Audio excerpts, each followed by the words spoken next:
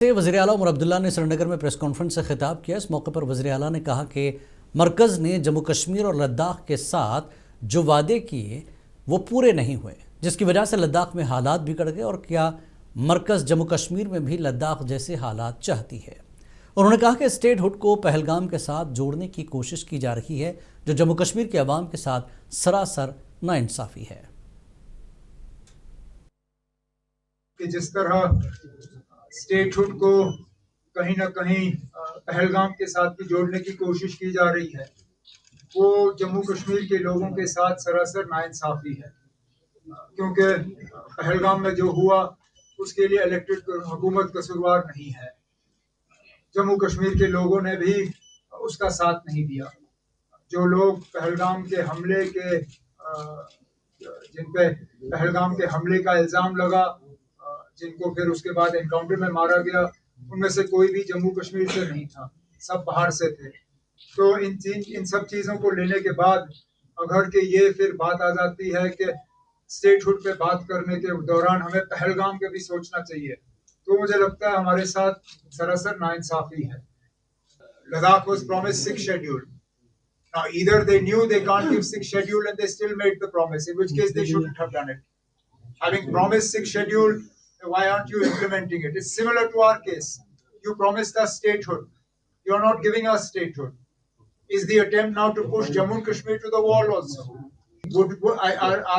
Is that what you're saying? That they're not happy with the situation being peaceful here. They're not happy with the fact that this demand is only being made in a democratic and constitutional manner.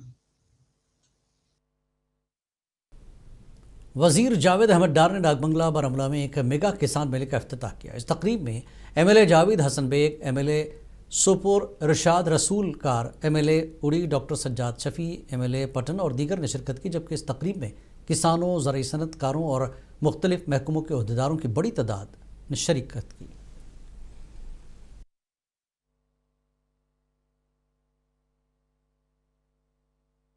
हमने जो किसान मेला यहाँ जो तय पाया था, इसकी basically इफ़ायत ये होती है कि ये स्कीम्स के बारे में लोगों को जानकारी मिलती है, जो हमारे प्रोग्रेसिव फार्मर्स होते हैं।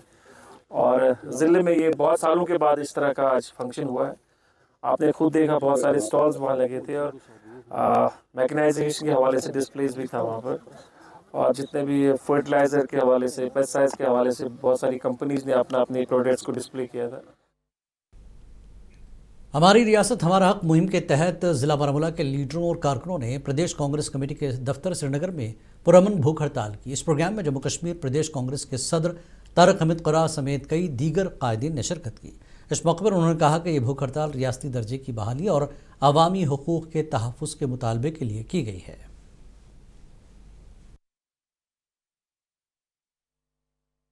पूरे जम्मू कश्मीर में हर ज़िले में हमारी रियासत हमारा हक का जो प्रोग्राम था वो शुरू किया था।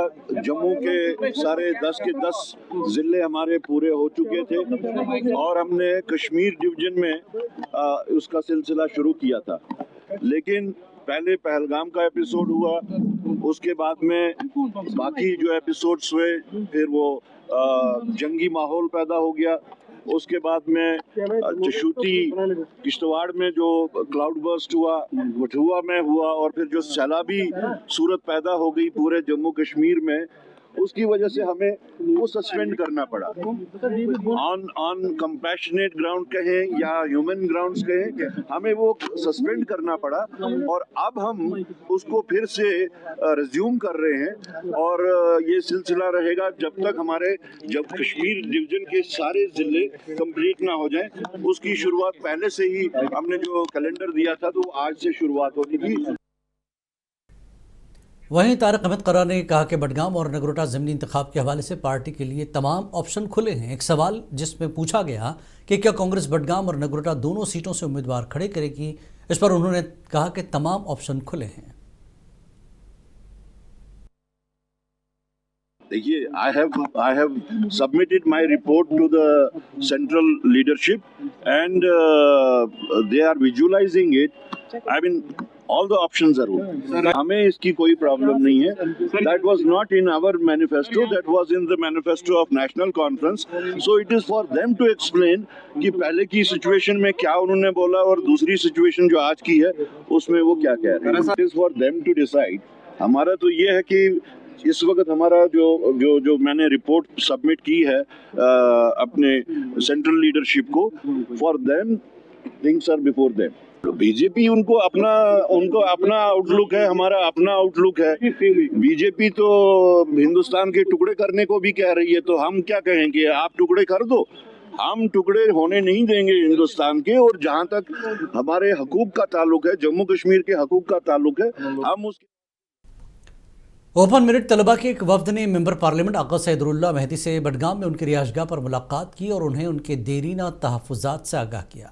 इस मौके पर तलबा ने रुकन पार्लियामेंट को ओपन मेरिट ज़ुमरे के तहत उम्मीदवारों के साथ होने वाले मुबैना इम्तियाजी सलूक के बारे में वाकिफ़ कराया.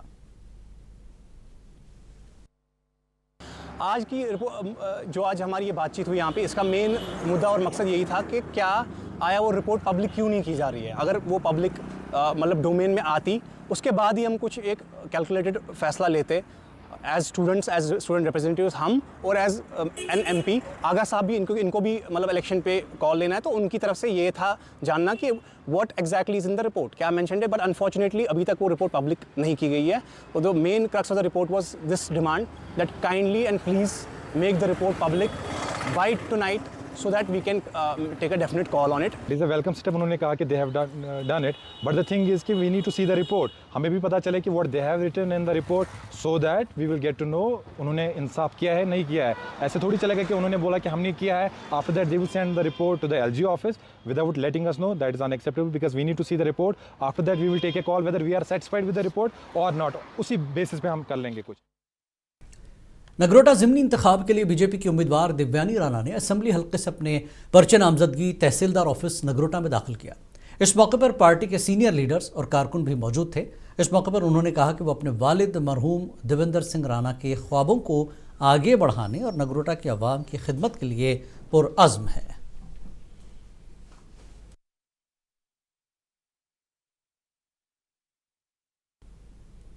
DDC मेंबर मनहा लतीफ़ की काविशों से गालंदर और उसके मुतल्लिक़ा इलाकों में 6 करोड़ रुपए की लागत से मैग्नेमाइजेशन का काम शुरू किया गया.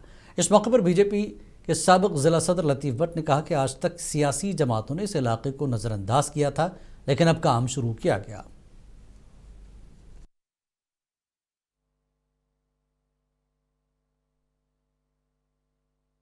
बेटी एडवोकेट मिनहा लतीफ DDC बन गई, तब से पतलबाग में डेवलपमेंट का काम शुरुआत हो गया.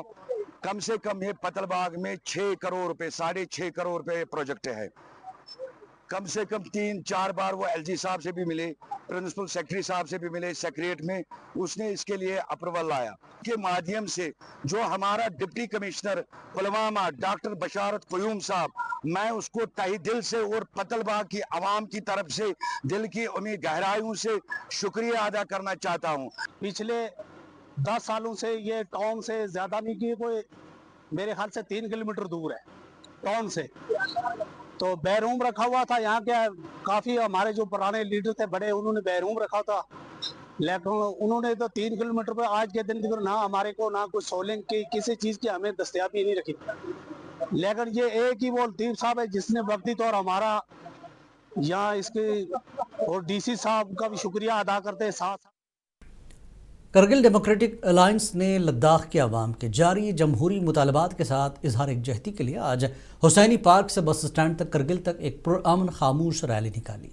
KDA के बैनर तले मुख्तलिफ सियासी, मजहबी और समाजी तंजीमों के नुमाइंदे और दीगर कायदीन मार्च के दौरान अमन और नज़्म ज़ब्त को बरकरार रखते हुए रैली में शामिल हुए. रैली में शामिल अवाम बैनर्स उठा रखे थे जिन पर लद्दाख के लोगों के लिए इत्तेहाद, इंसाफ और आइनी हुकूक पर जोर दिया गया था.